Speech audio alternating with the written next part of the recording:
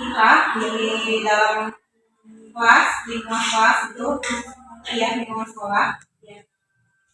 Di sini, apakah mata pelajaran yang diajarkan di sekolah ini sesuai dengan kurikulumnya? Sangat. Nih, kita kan ada kelas 6 nih. Kelas 1, 2, 4, 5 itu sudah menggunakan kurikulum merdeka. Tapi untuk kelas 3 dan 6 itu masih dalam kurikulum K13. Kurtilas, nah K13 Kurtilas ya. Gitu. Tadi metodenya sama apa enggak gitu ya? Iya, sama. Kalau misalkan yang kurikulum merdeka ya dia menggunakan kurikulum merdeka, Kurtilas ya masih bertahap, tinggal lokasinya aja. Pendekatan dalam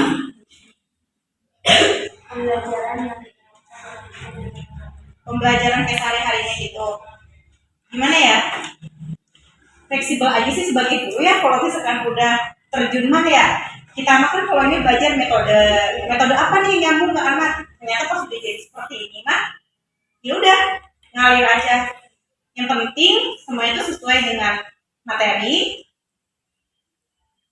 RPP, silabusnya, bentuk pembelajarannya kayak gimana. Yang penting mas alur sejalannya aja gitu. Jangan keluar dari itu. Masalah metode dan lain-lain mah itu mah semua menyusul untuk menerapkan itu karena kan macam-macam karakter anak dan semuanya sama bisa terima metode dari kita. Apakah ada metode khusus yang digunakan siswa dalam Ini yang tadi fleksibel aja sih. Metodenya tetap pokoknya semua sesuai acuan dari itu tadi FPP, yang penting sesuai dari acuan FPP aja. Jadi dalam satu kelas ini kita menerapkan ke anak-anak itu nggak pakai metode, tapi dari diri kita ke mereka kayak gimana.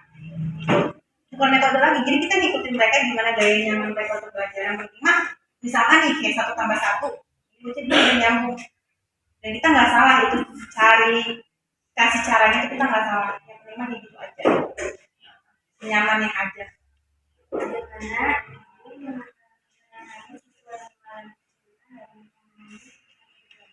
Nah ini pertanyaan yang sangat penting. Bagaimana cara seorang guru menangani siswa saat siswa itu mengalami kesulitan dalam pembelajaran kelas. Saya memiliki beberapa anak yang memang bukan sulit lagi, sangat susah dan luar biasa. Mungkin salah satu itu ada anak yang berkebutuhan khusus yang seharusnya itu tidak ada di sini. Tapi kakak menanyakan gimana cara saya untuk memberi pembelajaran ke mereka, ke anak tersebut. Kadang si anak ini tuh sering saya tanyakan secara individu antara saya dan dia, saya dasarnya aja kayak gitu. Terus saya juga kadang suka mengadakan les. Jadi iya les khusus. Jadi kalau misalkan anaknya nih yang merasa memang dia nggak mampu, dia les sama saya. Dari les itu secara pribadi yang ngebantu saya buat bisa menyamakan potensi mereka dengan anak yang sudah bisa. Gitu. Dengan cara itu, alhamdulillah banget gitu, bisa berhasil. Gitu. Tapi lebih intinya ya mungkin kalau misalnya ada anak yang nggak bisa menerima kembali itu, tapi aja kan. Tanya kenapa, kalau nggak kasih ruang khusus untuk mereka belajar dengan kita. Yang belum bisa baca coba selembar 2 lembar ajarin baca. Yang nggak bisa menghitung, ya ajarin 1, 2, 3. Tapi kalau misalnya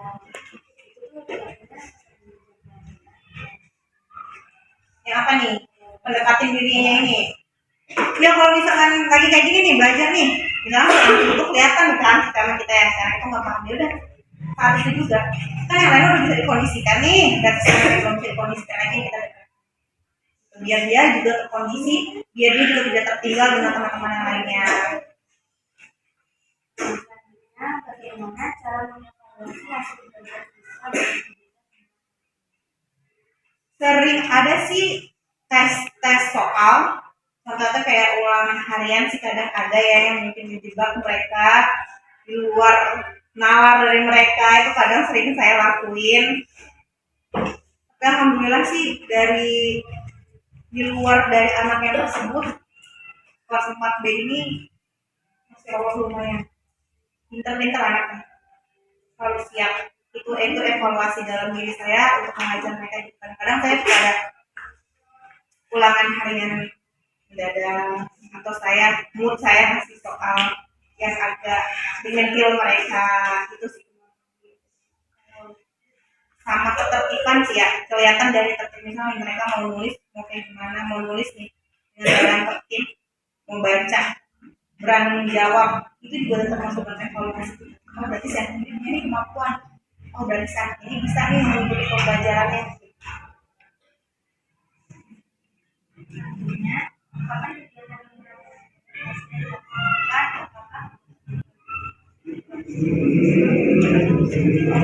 Enggak wajib, wajib dan dilaksanakan setiap dari hari Senin sampai dengan Jumat. Pembelajaran terus berjalan kecuali memang ada kendala yang diharuskan mereka belajar di rumah.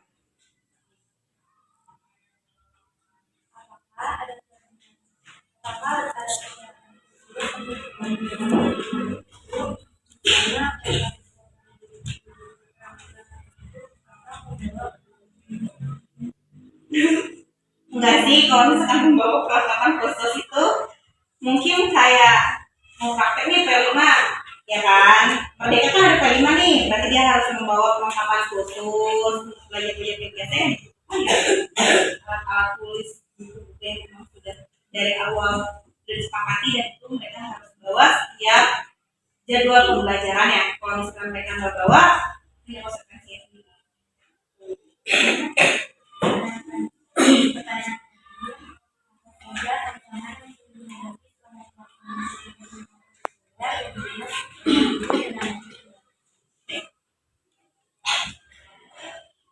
Saya cerita ini ya, awal megang kelas ini, awal banget megang kelas ini, masya Allah, mereka tidak menganggap ada guru di depan sini. Main bola sesuka mereka, nggak pakai kaos kaki, belajar kebanyakan ngobrolnya. Penerapannya tadi yang ditanya gimana? Kalau saya galak paten. Kalau dari awal sudah mempunyai kesepakatan di kelas, anak ini tidak mengikuti kesepakatan tersebut, berarti anak ini mendapatkan konsekuensinya yang sudah kita sepakati bersama-sama. Jadi alhamdulillah, kami Allah jalan lancar. Karena ketegasan itu galak banget. Jadi mereka tuh harus diajarin tahu kondisi. Kapan ibunya mau main, kapan ibunya lagi jantai, kapan ibunya lagi serius, kapan ibunya lagi ya,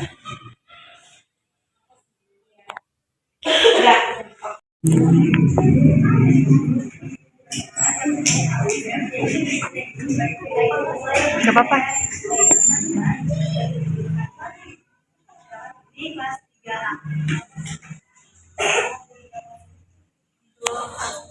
semuanya ada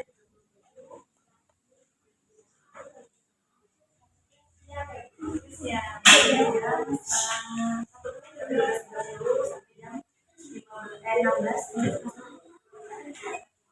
istilahnya asal asalnya lulus dari asalnya 3 15 itu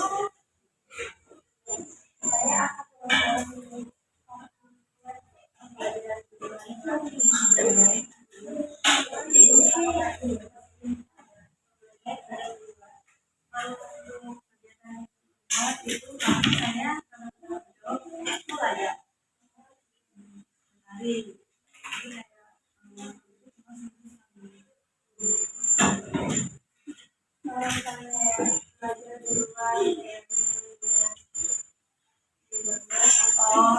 mungkin kalau saya suasana di sini kurang menyenangkan, bisa akhirnya benar kelas gitu ya. Paling jarak sih paling karena kan di lapangan kan panas, nah, jadi lebih fokus di dalam kelas. Paling kalau misalnya kayak di luar kelas itu mungkin kayak pengenalan, misalnya kayak pengenalan jadi macam-macam itu ada.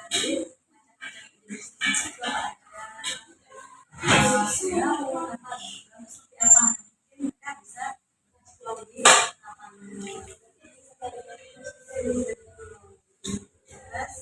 jadi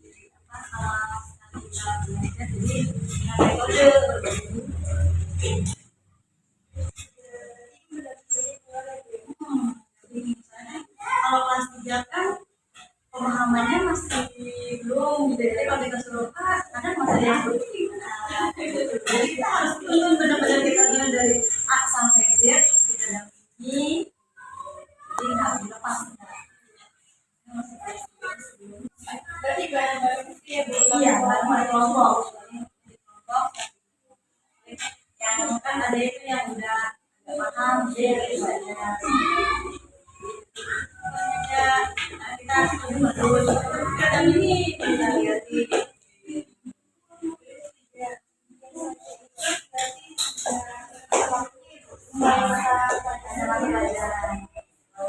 ya kak malah seminggu sekali juga ya bosnya karena bosannya lalu kita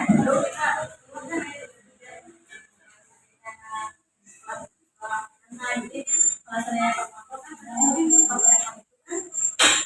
beda-beda ya jadi nggak semua hal itu ada makanya di luar kelas buat yang bosan atau apa mungkin kita bisa saja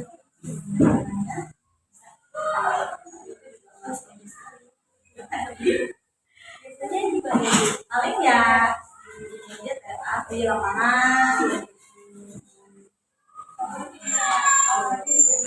olahraga bisa karena ada guru kelasnya karena ada guru makamnya ya karena guru kelas jadi cuma di ruang guru olahraga aja ya tidak sering ini guru olahraga dengan tadi kita dan saya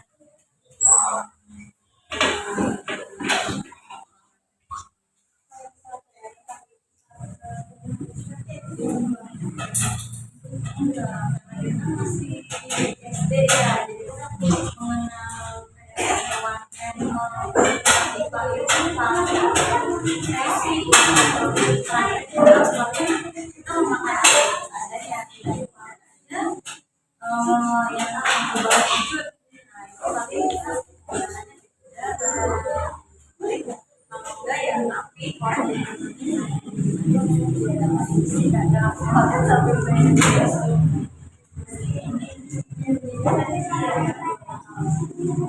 sampai yang mana sih yang es krim itu di saya ke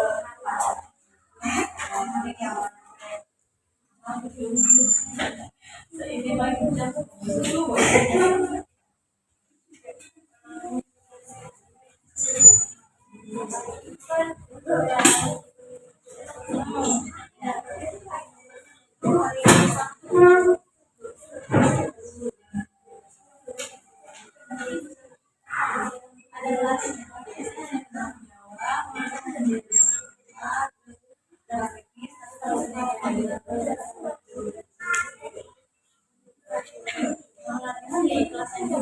belum ada kursinya jadi enak kelas nah itu bang atau kalau yang buatan kursi itu sebelahnya ruang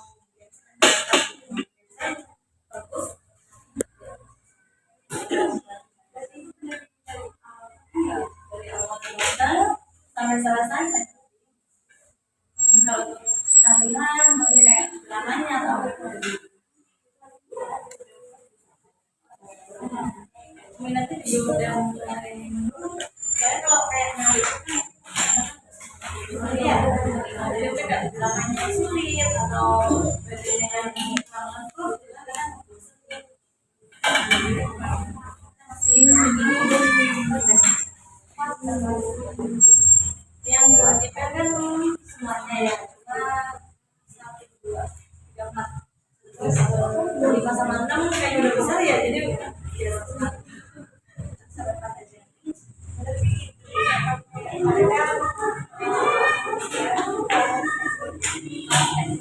itu yang benar-benar yang kalau dari hati banget ya dia juga masih kayak yang mamanya mungkin dia udah ada kerjaan masih ada apa sih kegiatan gitu ya kayak yang benar-benar paten betul apa datang terus apa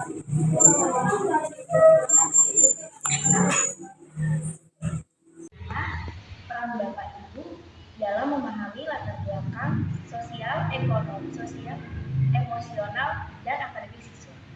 Peran memahami kan kita sebagai guru ya biasanya hanya di sekolah. Kalau saya menempatkan diri ya udah sebagaimana mestinya saya guru di sekolah, jadi saya memperhatikan, jadi bila ada salah ya saya arahkan gitu, tapi selebihnya untuk di lingkungan rumah saya kembalikan lagi ke orang tuanya. Kalau untuk sosial saya memahami, pertama mungkin pas kesini saya agak culture shock ya gitu, tapi insya Allah lama-lama juga saya bisa memahami, oh anak ini karakteristiknya seperti ini. Contoh yang tadi ya, yang saya bilang kurang, saya pelan-pelan coba diganti pakai aku, kamu, atau saya, kata saya gitu. Kalau untuk emosional, menurut saya ya anak SD ini belum masuk ke tahap remaja ya, mereka masih dibilang mencari jati diri juga belum gitu. Cuman mungkin karena perkembangan zaman, melihat sinetron, melihat TikTok atau sosial media, memang agak lebih dewasa sedikit ya pada umumnya dibanding mungkin zaman dulu. Paling saya arahin aja sih, karena memang anak SD ini cepet baper, cepet marah, tapi kalau diarahin itu cepet juga gitu. Terus paling kalau anak SD senangnya agak dipuji gitu. Jadi misalnya setelah kita arahkan dia melakukan dengan baik, kita kasih apresiasi, entah kita kasih applause aja atau kamu lebih baik ya dari sebelumnya gitu. Yang penting jangan dijatuhin aja sih mentalnya kayak gitu. Untuk akademik, menurut saya anak SD ini tergantung dari gimana di rumahnya. Kadang memang ada beberapa anak yang juara satu paralel ya, jadi memang dari kelas 1 sampai kelas 4 juara. Tapi ada beberapa hal saat dia menangkap pelajaran kurang. Jadi pas ditanya kenapa dia buku, soalnya tadi mama marah nih di rumah, atau misalnya tadi temen aku kayak gini bu ke aku. Jadi memang moodnya masih kayak ombang-ambing gitu. Bahkan ada beberapa kasus pas saya konsultasi sama guru sebelumnya, anak ini itu di guru sebelumnya kurang. Jadi kayak kalau masih ranking itu kayak 20 kayak gitu. Di kan anak saya 32 anak ya. Kayak masih di 20, tapi alhamdulillah versi saya dia mau gitu. Jadi menurut saya untuk akademik anak SD ini masih bisa. Ibu menyesuaikan level dalam pelajaran dengan cara kondisi peserta didik yang beragam. Yang balik lagi yang tadi, ini pertanyaan mirip ya. Ya bisa pakai yang tadi berdiferensiasi. Jadi berdiferensiasi itu mengelompokkan anak dengan karakteristiknya, dengan kemauannya, dengan kenyamanannya. Saya bisa pakai karakteristik. Pakai berdiferensiasi ini gitu. Itu metode pendekatan ya. Kayak gitu sih. Selanjutnya, bagaimana keterlibatan orang tua dalam memahami dan mengembangkan karakteristik peserta didik? Orang tua yang di rumah. Kalau saya biasanya suka di chat orang tuanya atau beberapa kali ngadain pertemuan. Mah ini anaknya bagus nih, tapi kurangnya di sini. Kadang ada beberapa anak itu yang apa ya? Dia kinestetik banget, jadi sering banget ganggu temennya. Gitu, entah itu mukul, entah itu ngancurin barang-barang. Biasanya saya panggil orang tuanya, kita diskusikan gimana nih kedepannya maunya gimana gitu. Tapi kalau saya biasanya mungkin karena saya juga sebagai orang tua di rumah, kalau disalahkan tuh agak sakit ya. Jadi paling mama saya punya program ini gitu, bisa nggak dukung nanti di rumah kayak gitu. Nanti mama kasih portofolio atau hasilnya perkembangan anak di rumah gimana, biasanya lanjutkan di sekolah, atau nanti saya mah di kelas kayak gini nih di rumah lanjutin ya gitu. Yang penting ada komunikasi sama kita sih. Menurut Ibu, apa tantangan terbesar dalam mengamati dan memahami karakteristik peserta didik di sekolah? Mungkin karena ini sekolah negeri yang pertama, yang kedua anakku banyak ya, saya 32 anak, bahkan tahun kemarin saya 37 anak, itu banyak banget gitu. Udah mah di sini kan kulturnya ada beberapa orang tua ya udah yang penting anak sekolah gitu. Jadi peran dari orang tuanya kurang ya. Itu sih yang paling tantangannya gitu. Gimana ya biar anak itu kita selamatkan mentalnya. Maksudnya bukan mental artinya lebih ya, maksudnya biar dia berpacu nih semangatnya gitu. Tapi saat di rumah dia nggak ngedrop lagi gitu. Jadi ya udah sepanjang harinya biar semangat aja, itu sih yang paling challenging banget gitu. Udah tiga. Assalamualaikum warahmatullahi wabarakatuh. Saya Tadi dari Universitas Jakarta di sini ingin mewawancara Ibu perihal karakteristik peserta didik di kelas rendah dan juga kelas tinggi. Oke, tanya bentar ya Bu. Sebentar. Pertanyaan pertama, menurut pengalaman Ibu, apa perbedaan utama dan karakteristik peserta didik di kelas rendah dan juga kelas tinggi? Oke, perbedaan utama dari kelas statistik ya, kelas bawah sama kelas rendah. Kalau kelas bawah mungkin lebih tepatnya kelas 1 ya. Mereka mungkin masih adaptasi dari TK ke SD. Jadi misalnya untuk nulis ini gimana ya gitu. Jadi harus benar-benar diarahin dan kitanya harus sabar. Biasanya banyak pertanyaan yang mengulang. Itu yang di papan tulis ditulis enggak ya? Padahal kita sudah menginstruksikan gitu. Jadi kita harus banyak sabar. Jadi memang karakternya kalau kasarnya masih agak manja gitu. Kalau yang tinggi biasanya karakternya itu moody, entah itu misalnya di rumahnya ada masalah atau apa, dan biasanya agak lebih caper ke gurunya gitu sih. Pertanyaan kedua Bu, menurut pengalaman Ibu, bagaimana sih perkembangan kognitif peserta didik di kelas rendah dibandingkan dengan kelas tinggi? Perbedaannya apa ya? Mungkin kalau misalnya kelas tinggi dari segi pembelajaran juga dia udah lebih kompleks ya. Jadi misalnya contoh di matematika udah masuk ke banyak rumus. Jadi kita harus memang kenali lebih dulu akarnya. Jadi sebelum kita masuk, contohnya di kelas 4 ini ada bangun datar ya. Dia itu udah tahu belum nih cara mengkalikannya. Jadi kita jangan langsung ngasih rumusnya. Kerjain ya, tapi enggak, kita harus lebih kenal dulu. Dia udah bisa belum ya si tambahnya, kurangnya gitu. Tapi kita harus agak lebih lebih agak keras gitu. Kamu tuh nggak bisa belajar. Kalau di kelas bawah kan tambah-tambahannya kita nggak bisa kayak 1 tambah 1 itu 2, enggak. Tapi kita harus pakai siasat. Kalau kamu misalnya punya 1 pensil ditambahin 2 jadi berapa? Oh jadi 3 ya pensilnya gitu. Nah di kelas atas kalau misalnya dia nggak bisa tambah-tambah, udah nggak bisa kayak gitu, nanti kelamaan gitu. Jadi kita agak harus lebih keras gitu. Kalau yang kelas bawah kita harus pakai logika gitu. Maksudnya menggambarkan tambah-tambahan ini berarti ada 1 benda yang ditambahkan oleh benda yang lain, contohnya seperti itu. Kayak logika kehidupan ya. Kayak gitu. Biar dia masuk aja gitu ya ke otaknya gitu. Karena masih bapak kadang-kadang suka susah